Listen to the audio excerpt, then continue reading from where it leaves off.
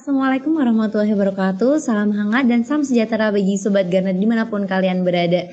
Bertemu lagi di podcast Garnet Geologi berkabar lewat internet. Podcast terkeren, terkece seantero Nusantara Indonesia Raya Merdeka. Dengan saya Vira sebagai host baru nih, menggantikan host ganteng lama itu yang sudah pensiun. Nah, kali ini kita bakal ngebahas mengenai SDGs dengan tentunya narasumber yang cantik banget nih. Halo Mbak Jenny. Halo Vira.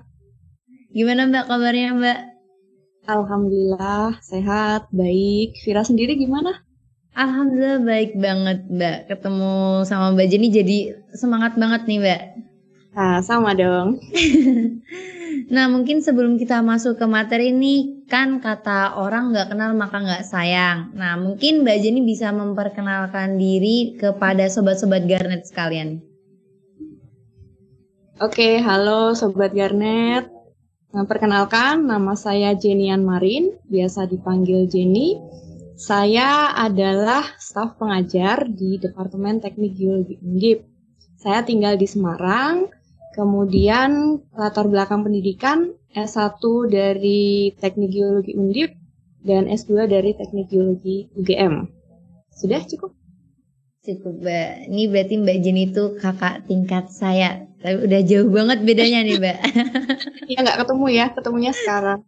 Yes, ketemunya sebagai dosen dan mahasiswa. Nggak apa-apa, yang penting ketemu ya, saling kenal.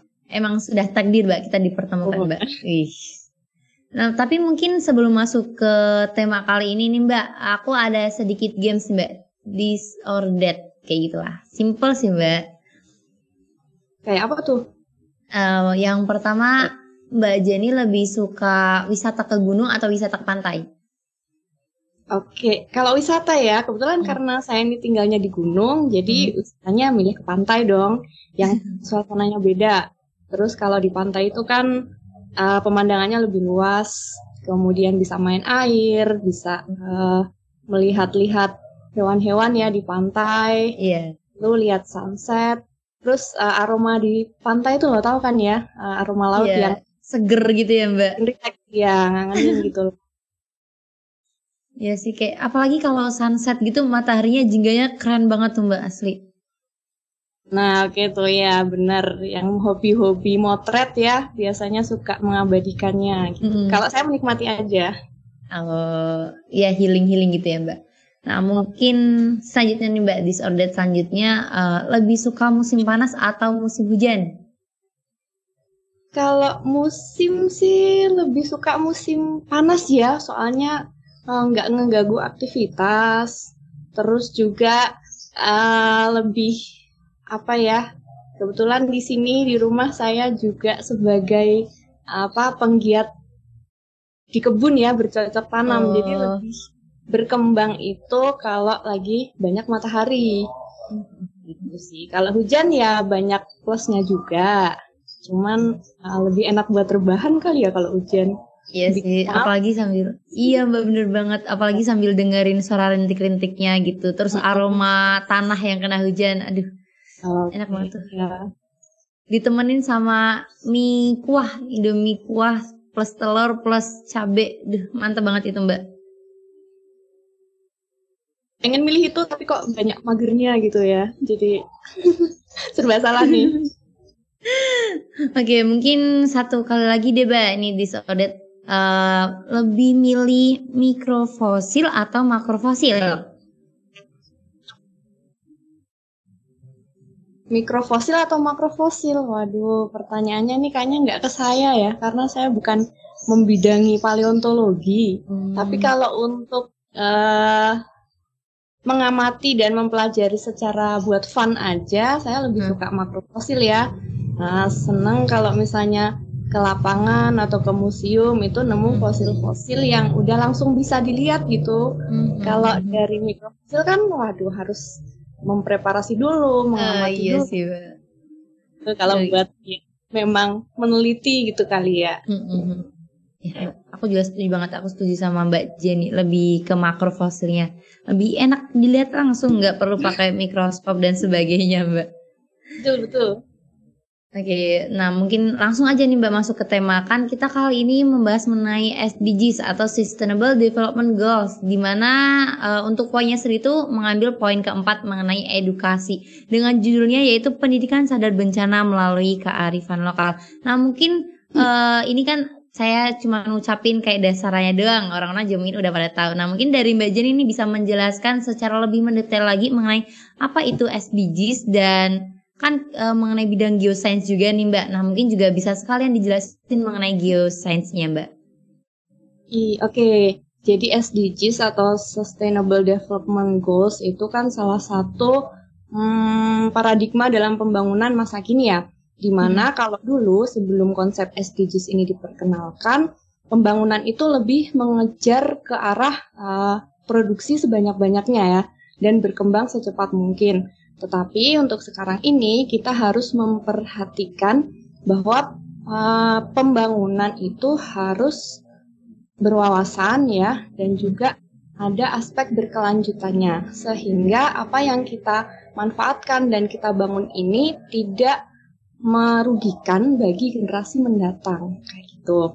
Kemudian salah satu pilar dari SDGs itu kan tentang quality education ya, atau pendidikan. Nah, di sini saya ingin memberikan beberapa wawasan sih ya terkait dengan ilmu yang kita pelajari, yaitu geoscience atau ilmu kebumian gitu.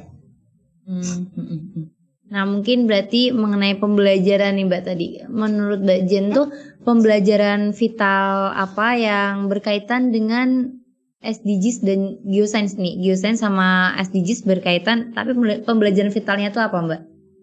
Ya, kalau menurut saya ini sebenarnya juga saya kutip dari salah satu programnya UNESCO ya. Jadi untuk peran geoscience ya, kita mempelajari geoscience dalam SDGs itu, yang pertama kita nanti harus bisa mengeksplorasi dan eksploitasi sumber daya alam secara bertanggung jawab dan berwawasan lingkungan. Kemudian yang kedua, bagaimana ketahanan dan kesiapsiagaan kita apabila ada bencana alam. Dan mungkin saat ini kan ada isu climate change ya, perubahan iklim. Nah ini juga bagaimana mempersiapkan diri terhadap hal tersebut dan mempersiapkan adaptabilitas kita dengan isu itu. Oke, berarti mengenai tadi perubahan iklim dan sebagainya kan berkaitan banget nih sama teknik geologi tentunya ya Mbak. Dan di sini juga Mbak Jen sebagai akademisi staf pendidik di teknik geologi. Nah mungkin apa sih Mbak peran yang bisa dilakukan oleh geoscience, orang-orang geoscience ini terhadap pendidikan sadar bencana gitu Mbak untuk masyarakat luas? Oke, ya, yang jelas di sini kita sebagai staf pendidik ya di bidang akademik itu harus bisa menjembatani dan juga menyampaikan ya. Kalau kita kan dari awal suatu ilmu pengetahuan itu kan ada karena adanya suatu penelitian dan pengalaman. Nah, bagaimana antara penelitian dan pengalaman itu kita sampaikan dalam pelajaran atau ilmu pengetahuan kepada segala pihak ya, baik dari yang membutuhkan pendidikan di tingkat dasar, menengah, kemudian juga tinggi, maupun kepada masyarakat di sekitar kita, seperti itu. Tapi tentunya kalau pembelajaran gitu pasti ada hambatan-hambatannya nggak sih Mbak? Kayak apalagi tingkatannya kan banyak nih Mbak, ada dari tingkat dasar, menengah sampai atas, itu hambatannya kan pasti beda-beda nih Mbak. Nah menurut Mbak Jenny sendiri tuh hambatan apa yang paling mempengaruhi Mbak untuk keberlangsungan pendidikan sadar bencana ini Mbak? Ya oke. Mungkin ini saya tidak akan mengkhususkan ke tiap segmen pendidikan tersebut ya. Tapi kalau di dunia geoscience sendiri nih, untuk salah satu aspek dari SDGs tadi ya, nah intinya kata kuncinya kan keberlanjutan atau sustainability. Nah, dari yang sudah saya pelajari itu sangat sedikit materi atau mungkin buku, bab kuliah yang berhubungan dengan kata kunci ini, masih sangat terbatas ya. Kemudian juga kalau di kalangan geoscientist sendiri ya, yang sudah mempercayai teori dan pandangan yang lama, kalau ada suatu pandangan yang baru ini juga agak susah masuknya ya. Kemudian juga ini yang mungkin terkait ke lebih masyarakat luas atau selain masyarakat juga bagi kita yang pelajari ya. Kadang kita itu kurang bisa menerima sesuatu yang tidak kita alami sendiri. Jadi problem yang kita pelajari ini harus berkaitan dengan apa yang kita akan alami juga. Jadi untuk bisa menghubungkan. Nah ini yang masih kurang ya. Seperti contohnya kan sustainability tadi, intinya untuk keberlanjutan generasi mendatang. Mungkin banyak yang masih pikiran, kenapa kita harus memikirkan generasi mendatang, sementara kita sendiri juga ya perlu memanfaatkan alam. Iya benar banget Mbak. Ya, berarti emang datangnya hambatan tuh dari berbagai aspek ya Mbak, tadi dari masyarakat juga berpengaruh, terus dari peran geosainsnya sendiri juga berpengaruh ya Mbak. Nah berarti kan kalau aku mau fokusnya ke masyarakat nih Mbak, berarti kan tadi juga dibilang kebiasaan, ada hubungannya dengan kearifan lokal berarti ya Mbak. Nah Betul. itu menurut Mbak Jen sendiri tuh yang arti dari kearifan lokal yang sesungguhnya tuh gimana sih Mbak? Oke, ya mungkin kalau ahli budaya yang lebih paham, tapi yang jelas di Indonesia itu kan terdiri dari berbagai macam suku ya, sukunya dari ujung Sumatera sampai ke Papua, kan banyak sekali. Nah, masing-masing sudah menjalani kehidupan masyarakat yang mungkin sudah ribuan atau ratusan tahun. Nah, mereka tuh memiliki suatu pengetahuan, kebiasaan atau pemahaman yang lahir dari pengalaman dan mereka anggap benar. Kalau mereka mengikuti hal tersebut, itu akan bisa menjalankan kehidupan dengan lebih baik. Kemudian juga bisa menjadi kompas moral ya bagi kehidupan sehari-hari mereka, dan juga harmonisasi kehidupan antar manusia maupun ke atas gitu dengan alam itu juga. Nah, itulah yang dinamakan kearifan lokal. Berarti kayak bisa dibilang kayak kepercayaan masyarakat yang sudah terbentuk dari zaman dulu ya Mbak, dari nenek moyang mereka mungkin ya Mbak. Ya, mungkin tidak hanya kepercayaan ya, tapi juga kebiasaan mereka, tradisi atau apa gitu. Ada wujudnya gitu ya. Iya. Oke Mbak. Nah berarti tadi juga sempat disinggung nih Mbak, kan Indonesia dari Sabang sampai Merauke banyak banget kearifan lokalnya dan pastinya beda-beda. Terus juga ini mengenai pendidikan sadar bencana, berarti kan penerapannya beda-beda ya Mbak. Nah bagaimana sih Mbak cara menghubungkan aspek pendidikan sadar bencana ini dengan kearifan lokal yang begitu berbeda-beda Mbak? Iya, oke. Jadi sebelumnya yang terkait kearifan lokal hubungannya dengan kebencanaan ya. Nah, tentunya Indonesia yang secara geologi ini berada pada daerah yang tidak stabil ya. Ada pertemuan lempeng, kemudian ada busur gunung api yang aktif. Itu kan juga sudah dialami dari mungkin puluhan ribuan, ratusan tahun yang lalu kan. Tidak hanya kita alami di masa ini. Nah, masyarakat, leluhur, nenek moyang yang sudah hidup di masa lalu itu pasti sudah memiliki semacam kebiasaan ya dan kesigapan dalam menghadapinya gitu ya. Nah, ada banyak sih untuk contohnya ya. Misalnya nih di daerah-daerah yang rawan gempa itu ada model rumah-rumah yang mereka bangun secara ringan ya dengan kayu dan terbuka seperti Joglo di Jawa Tengah atau mungkin rumah. Mungkin di sana mereka sudah mengerti ya kalau membangun rumah dengan arsitektur seperti ini itu kita akan lebih aman dari kerusakan gempa. Oke, contoh lagi ya, satu lagi itu ya di Aceh itu ada suatu pulau ya namanya Simelu. Di situ ada legenda Smong namanya. Itu adalah mengenai tsunami. Jadi di situ sudah ada cerita turun-temurun. Apabila ada gempa diiringi dengan surutnya air laut, kemudian harus diikuti dengan masyarakat itu mengungsi ke tempat yang tinggi. Kalau tidak akan terkena tsunami tersebut. Nah seperti itu ya. Jadi sudah ada di masyarakat kita. Emang kalau dipikir-pikir berarti nenek moyang kita terdahulu udah memikirkan dong Mbak, kayak wah ini keadaannya kayak gini, ini harus bangun rumahnya kayak gini. mereka bisa dibilang pinter juga dong Mbak, dulu udah memikirkan sebegitunya juga ya Mbak. Padahal dulu belum tidak ada lepas sekolah-sekolah gitu. Iya. Iya Mbak. Nah, tadi berarti mengenai itu berarti kan bisa dibilang nenek moyang tuh di setiap daerahnya itu pasti mempunyai suatu kegiatan sendiri, kebiasaan sendiri yang udah dibangun sejak lama. Dan kalau bisa dibilang itu kan masih kayak orang-orang dahulu tuh masih kayak susah gitu nggak sih Mbak buat dimasukin ilmu-ilmu, apalagi secara sains nih Mbak. Biasanya kan sains sama kebiasaan tuh bertentangan nih Mbak kadang. Orang-orang di lokal ini juga kadang ngira apa sih sains gitu, nggak masuk akal, mending milih kebiasaan gitu. Nah terus gimana sih Mbak caranya untuk berkolaborasi, mengolaborasikan antara kearifan lokal ini dengan kajian-kajian ilmiah tentunya yang untuk memaksimalkan kegiatan dari pendidikan sadar bencana ini Mbak? Iya, oke. Itu memang salah satu hambatan ya.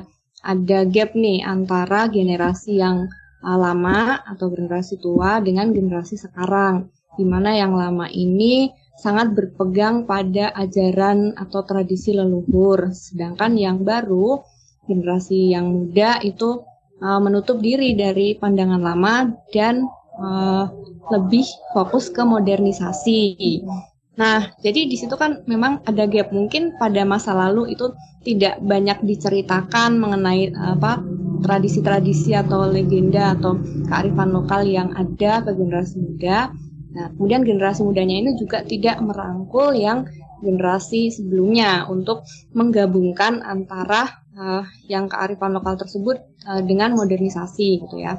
Contohnya begini ya, misalnya ada kepercayaan di suatu daerah kalau misalnya suatu gunung api itu ada ruhnya ya, ada penguasanya yang marah itu akan mengeluarkan atau meletus gitu ya.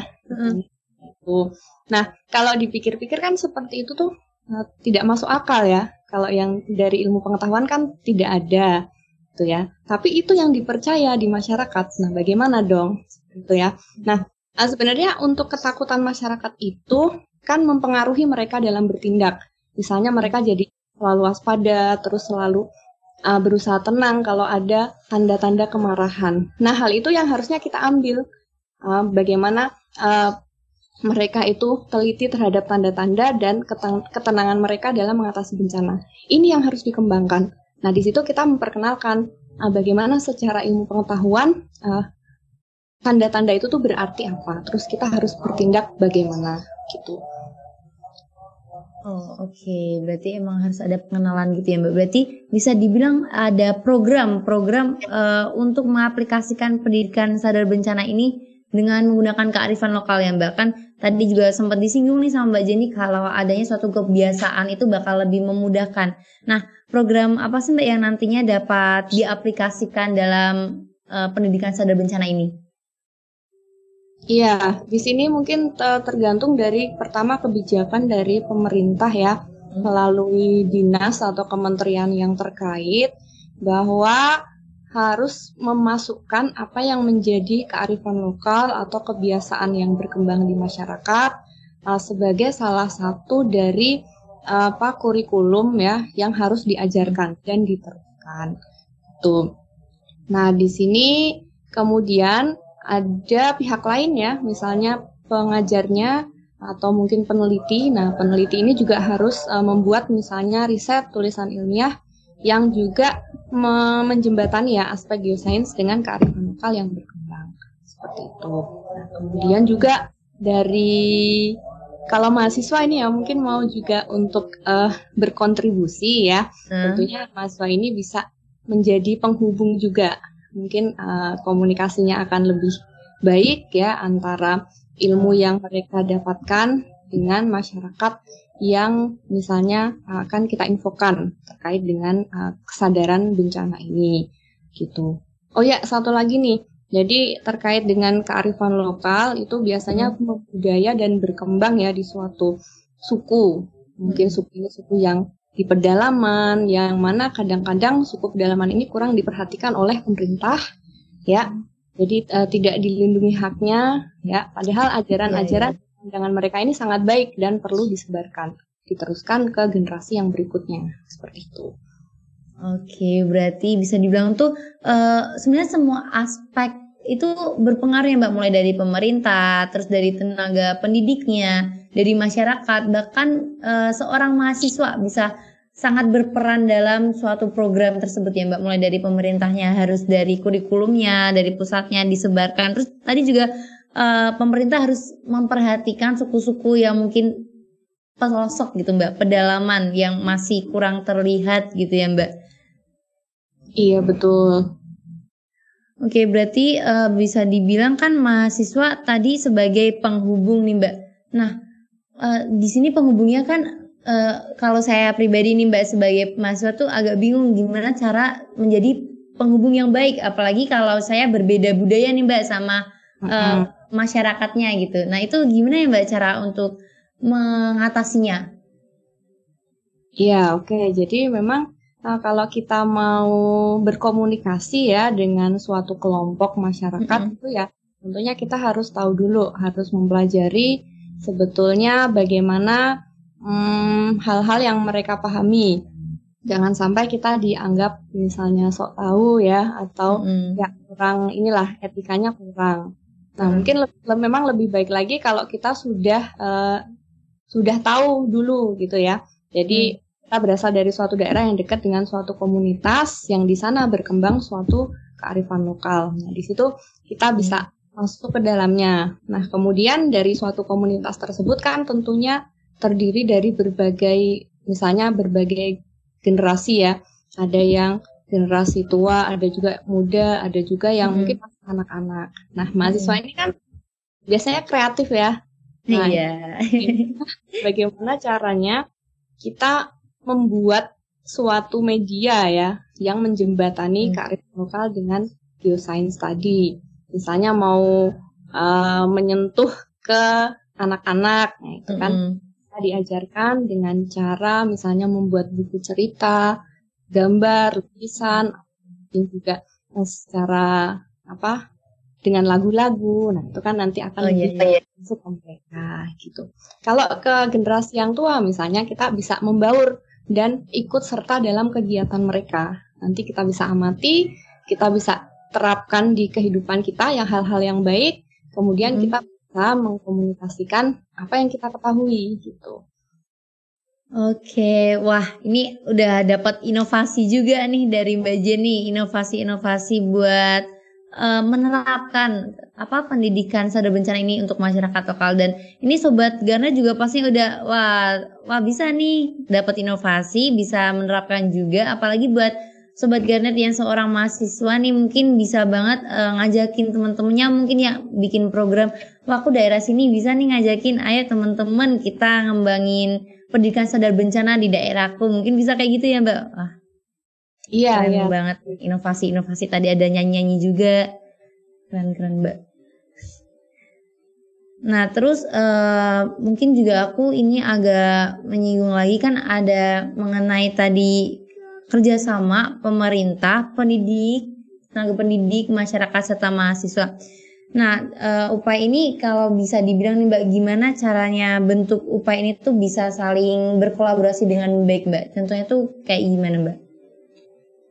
Iya, oke. Jadi sebenarnya intinya pemerintah kita maupun pemerintah internasional kan sangat mendukung segala program yang berkaitan dengan SDGs nih.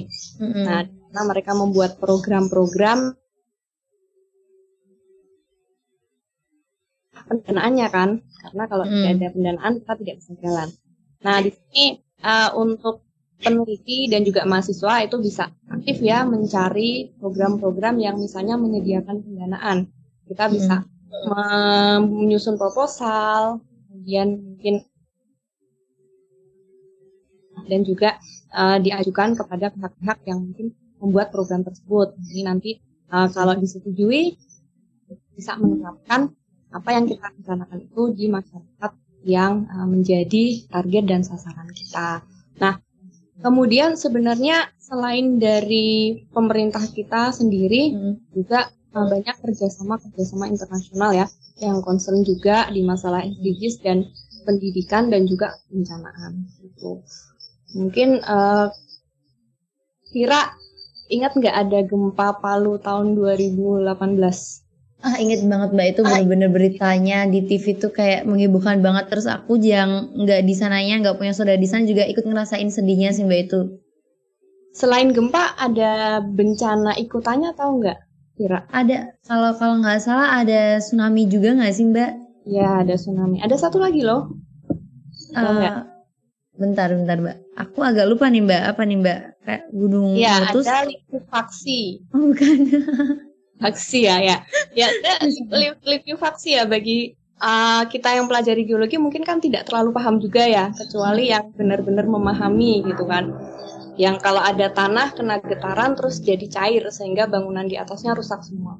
Tapi ternyata masyarakat di Palu itu bahkan punya istilah sendiri bagi likuifaksi tersebut. Namanya nalodo. Wow, baru tahu aku Mbak ini. Sudah tahu ya, mereka sudah tahu.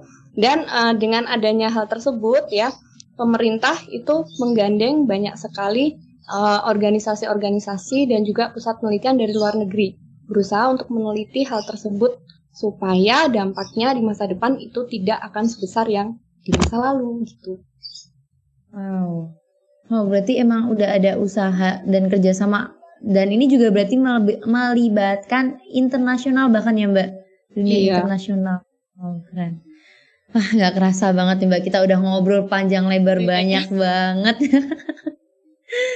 Nah, tadi juga yang disampaikan sama Mbak Jenny benar-benar ngebuka mata pandangan terkhusus buat sobat-sobat Garnet ini mengenai pendidikan sadar bencana dan juga kearifan lokal Mbak. Nah mungkin untuk penutupnya nih Mbak, penutup podcast kali ini nih, aku ada sedikit tebak-tebakan untuk Mbak Jen nih. Waduh, apa nih? Hewan apa yang punya banyak keahlian? Hewan yang punya banyak keahlian, apa ya? Yang di pikiranku cuman monyet ya, yang di topeng monyet kan bisa macam-macam tuh, bisa belanja, bisa memasak gitu. Ya benar nggak? Ya benar juga sih Mbak, tapi bukan monyet. Jawabannya yaitu mau nyerah apa mau berusaha lagi nih Mbak? Udah nggak kepikiran deh. Oke, jawabannya yaitu kukang, karena ada kukang galon, kukang gas, kukang tambal ban, terus ada juga kukang servis AC. Banyak kan Mbak kukang tuh. Baik. Oke. Mas. Oke, mungkin ya sedikit jokes ini semoga menambah pengetahuan juga bagi sobat-sobat Garnet. Oke, untuk terakhir kalinya nih aku ada penutupan berupa pantun. Jalan-jalan membeli paku dipukul dengan tembaga. Mohon maaf apabila ada salah kataku. Sekian dan sampai jumpa di episode selanjutnya.